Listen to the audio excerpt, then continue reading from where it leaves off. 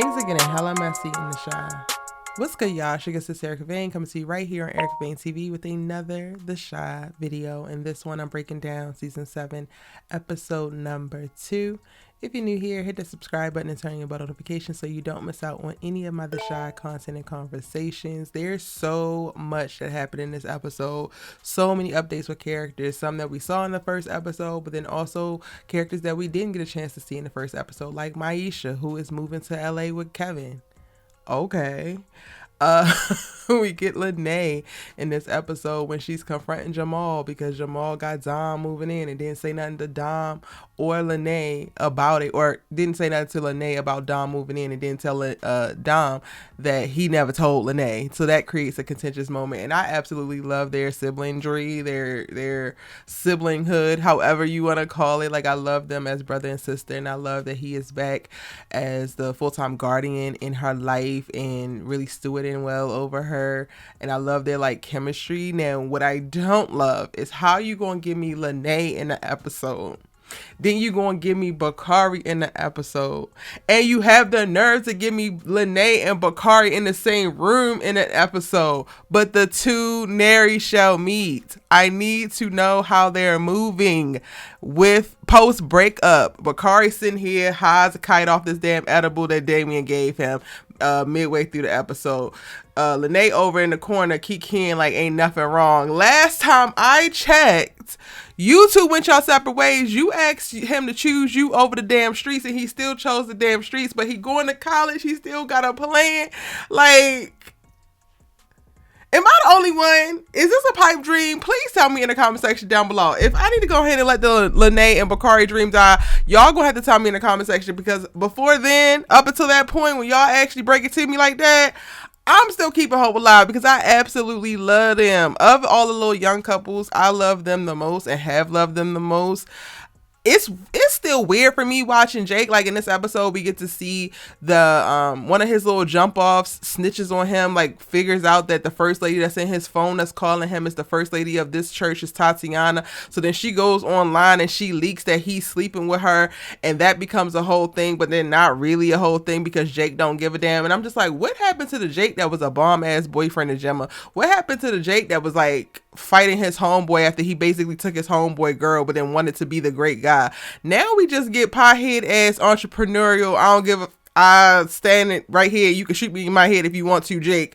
And I don't know how I feel about it. Like, I'm not saying that Jake don't give a damn about nothing, but it feel like he doesn't give a damn about enough, and his character is just kind of floating, and I don't know if I'm into it. Like, him just smashing random ass girls, especially random ass girls, is going to violate his privacy and put him on blast under the guise that, oh, I like you, and this is her get back because she wants to be number one, but she's only a side chick. It just, that whole storyline for me is just like, okay, if this is the case, you can go ahead and have Jake move as well. Maisha leaving, Papa want to cry because Maisha leaving. They have a little moment where they acknowledge that they actually still have chemistry and they actually have a history, but Maisha's like, yeah, we would never ever do anything like that to Kevin. So we're watching her exit the show. Papa is still going to be here, but if they ain't going to do nothing better with Jake, I feel like they can go ahead and get rid of Jake as well. Like, have him go off and do something. Go to Japan and like research textiles or whatever for his streetwear brand. I don't know. But having him just slide into the random ass first lady, which is going to stop because they cut that off after he apologized in this episode. She said goodbye. He said goodbye, even though it kind of felt like to me it wasn't fully goodbye, because something about Jake feels like he scratches the best parts of her brain as well as down below. But for all intents and purposes, we're just going to assume that this is the goodbye and ain't going to do it no more. We'll see.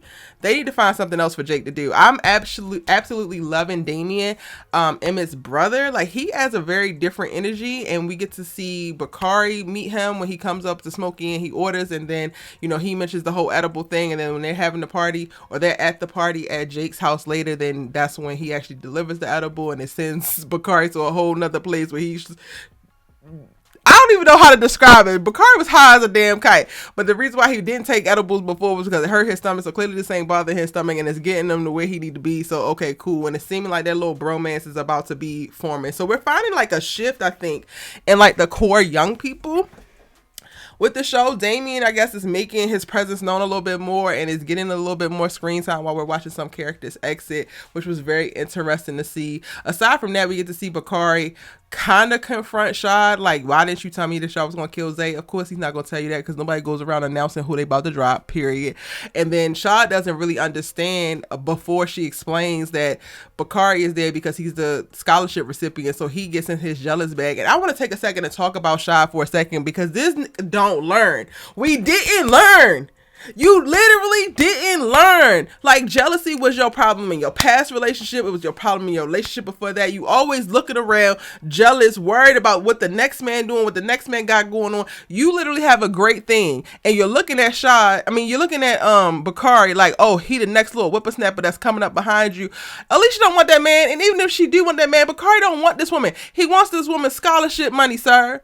But he can't even get that through his thick ass skull. His head is still percolating. He winds up bringing it up, and Alicia reassures him at the end of the episode. But then he still, I feel like, is in that place. Trig makes a comment like, oh yeah, I heard she likes him young. But that's like not with any kind of knowledge of what happened with Bakari. So that literally like bothers him as well. And I'm just like, yo, you quite literally have yet to learn yet. And that's weird to me. You are that got like a second chance in life. You was in prison for how long? Turned your life around, came home, got into a loving relationship, messed that up because you was so busy worried about the grass that's greener over there, when the grass is greener where the hell you damn water it. And then you literally are able to fail up and fall into the good graces of Alicia, and she's able to utilize you not only as a soldier but as a romantic partner, and you seemingly are loving it. You living with her, living a good life, you all good. Now all of a sudden you about to torpedo that because Bakari's sexy ass is around. His little what? He's a child for the most part. Be for real at some point, Shad. Like, I need you to find it in your heart, in your spirit, or whatever, to know your worth and know that you are more than this. And the idea of him even going head up with Bakari is wild, because this is the pup that you helped pull out the damn gutter. What are we talking about here, Shad? Like, you seem simple as hell, and I hate it. And he's down at the damn men's club meeting, which Trig moved over to the cigar lounge now that he's helping Tiff, put everything together. Like I said in the last episode, I knew that she was going to wind up in charge once Bianca left, and that's what Alicia sets up for her at the beginning. She's like, you need to be moving forward, you need to stay in motion, I want you to own and run the cigar lounge and the bar. So she's doing it, and then she gets Trig because he offers his services to her, and now he's like having a men's group meeting there, and during that, it's so dope because we really get to see all of the insecurities of each of the men kind of like play out. And this one, we didn't get everybody on display, but at various points throughout last season, I think when they first introduced it, I thought this was really incredible because, one, in theory, more men actually need it, but two, this is the one place that they can actually be honest about their feelings. And that's really, really dope. But like, Shad, you even in that, like, coming into that and like letting Victor get to you over a like off the cuff comment when he's always ragging on you, it's just weird. And I want Shad to grow up. I want better for Shad, and he seems like he's not growing. And also Emmett seems like that he's not growing, and that part annoys me because these characters, specifically Emmett and Shad, have gone through so much. So the lived experiences that they have been exposed to feel like they would have pulled them into a place of growth, feel like it would have pulled them into a place of like really evolving at, I guess, a quicker pace that they're not actually evolving at, and it's kind of annoying me. Going over to Emmett, he finds out that Tiff is pregnant, and that hit him. It hit him somewhere in his spirit. But you also have Kiesha pregnant right now. You are damn near married to Kiesha. Y'all are living in y'all's dream house, living a life. You are finally on the straight and narrow, doing what you're supposed to do, doing what you want to do, being the man that you claim that you want to be, and you worried about Tiffany having a dead man's baby? What the hell is that about? And he actually starts to talk to Nuck about it, which is it was very interesting watching the scene because, oh child, Ronnie winds up hurting himself. He's trying to watch the kids at Smokey's, not really paying attention. The kids ain't listening to him. So Ronnie winds up breaking his damn arm at Smokey's. They have to take him to the hospital. So of course, Nuck, Kiesha, Emmett are all there. That little contentious moment happens there. But while they're in the waiting room waiting for his arm to be set, he's sitting up there talking to Nuck, and he's like, have you ever, had somebody who is not yours and will never be yours again, but you find out something about them and it hits you in your stomach? And I'm just like, yes, Kiesha, he has had that. You have probably seen the twinkle in his eyes when he looks at Kiesha. What are we talking about here? it's weird for me, y'all, because I'm like, is Emmett really going to spend this season ruining all of what he has built in this beautiful ass family, this betterment that he has had? Like, while I'm saying I want him to grow more, and he's still a little bit more immature, I'm not taking away the growth that he has had, but he could literally be on a precipice off of the strength of a feeling of tearing it all down. And I'm just like, oh, brother, these men.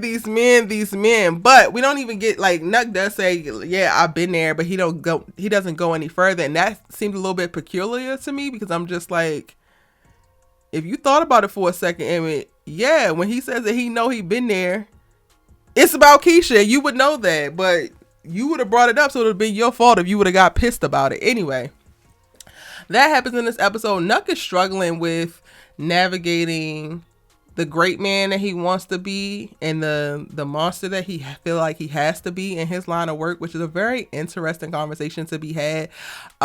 I like the Nuck character so much, but I don't like the things that he does. So then I'm conflicted as an audience member, and like wanted to root for him, wanted to lean in and watch the dynamicism of this journey, right? Like, he's going back and forth to the pastor. They start having their sessions in this episode, and the pastor warns him, like, you drawing closer to God is going to probably put you in a place where you're not going to want to kill people, and you're not going to want to do certain things. And he's like, but I have to do those things. Like, that's a part of my line of work, which is just so interesting to me, that we're going to watch him kind of like battle with this. And then once he finds out that Tiff is pregnant, he starts to feel really bad about taking Rob's life. Because at the end of the day, when you think about it, he literally took Rob's life because Rob disrespected him, which, yes, could be a liability, but wasn't a liability from Rob. So I definitely think we're going to watch the increased progression of him finding like shame and additional guilt and regret for taking Rob's life.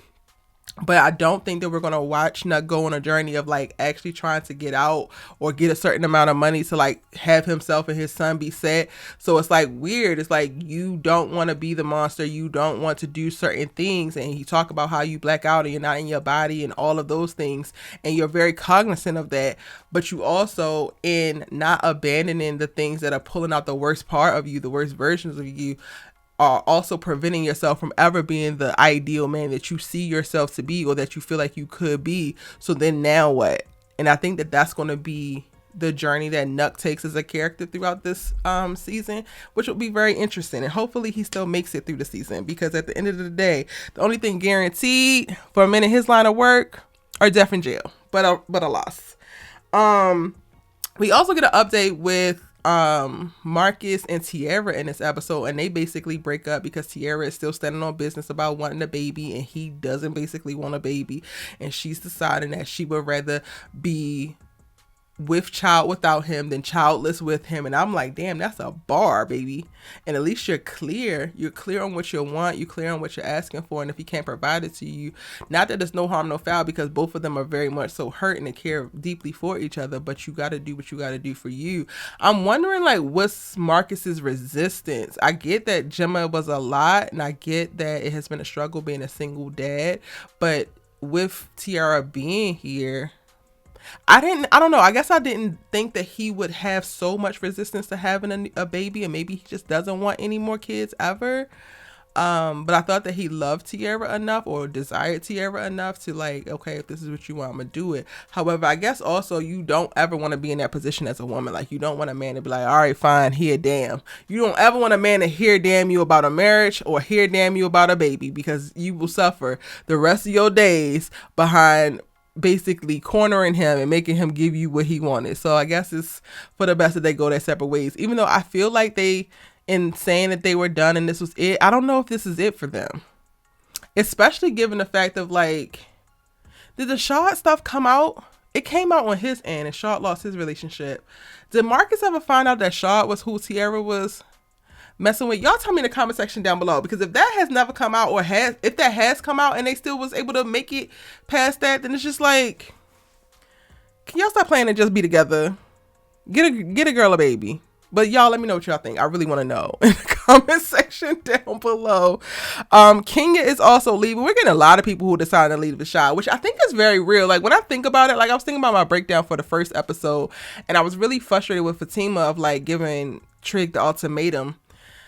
and saying that she wanted to leave Chicago. But in watching this episode and watching more people process, watching Maisha leave to go be with Kevin, and then Kenya talking to Papa and it's like, she just need to leave, or maybe they just need to leave.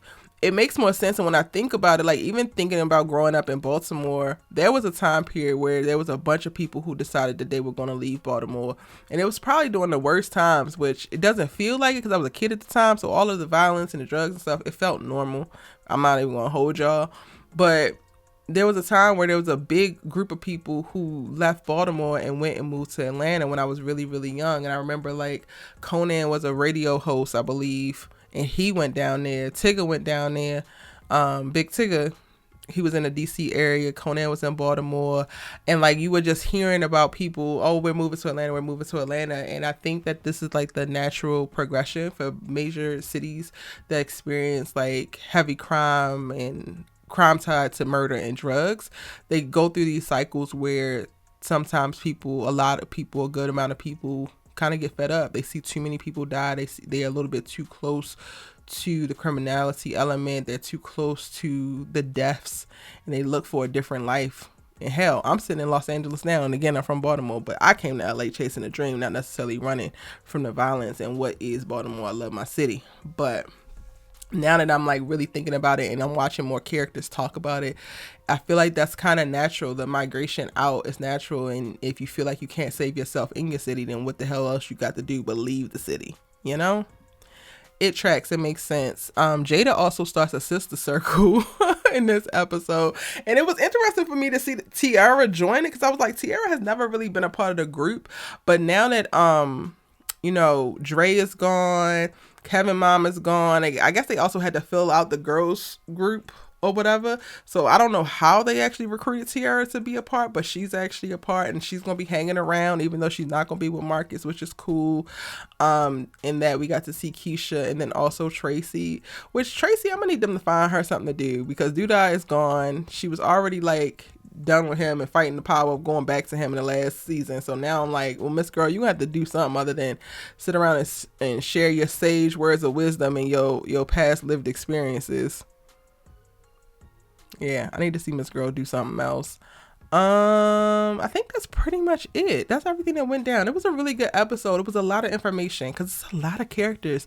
They're doing a really good job of navigating such a very huge ensemble cast. The Chi has a lot of characters on it, a lot of stories up in like balls in the air. Oh, I didn't mention Charles over at the church. So he steps in to preach the sermon for the Sunday that we get to see after the whole, you know, debacle happens with Tatiana and Jake's affair coming out.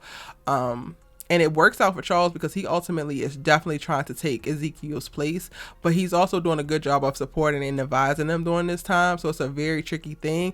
And I like watching that pastor squirm. Like I like watching him in a position of not knowing what to do next, of feeling off put, of feeling overwhelmed, because I feel like he is such a beautiful representation of some of these predatory ass pastors, and I want him to get everything that's coming to him. So I love it, but then also it feels like Charles is just another one of him, but younger and on the come up to just be what he is. So at some point, I'm gonna need everybody to get a damn reckoning. Papa's daddy was probably the only true pastor that was really in it to win it, and he had a couple missteps and he wasn't perfect, but you hoes are literally exploiting the community, and I hate that for them. We need to have y'all come to justice or at least be exposed. That's it. That was everything from the episode. Let me know what you thought about the episode in the comment section down below. Let me know if there's some storylines that you want to talk about more. I'm like still looking back at episode 1, processing episode 2, figuring out what's the most interesting to me, because like I said, there's so many characters in the Chi universe, so many things to talk about. I'm really, I guess, interested to see what this whole Dom and Jamal relationship is finna give, and they living there with Lene. After Dom cooked one meal and they was like, all right, you can stay, because Dom do look like she could throw down. However, also Jamal found out by way of the men's meeting that Emmett and his daddy also smashed Dom. So let's see how that go. But let me know what y'all think in the comment section down below. It's your good sis, you love Talk TV with, and I'm gonna see you in my next one. It's all good, man. Just dealing with a lot right now. Cause it wasn't none of your concern. It is if I tell you where the fuck he at. Hey, hold up, shorty. You owed me. You want the full experience of being pregnant. I get that. Yeah. You know, if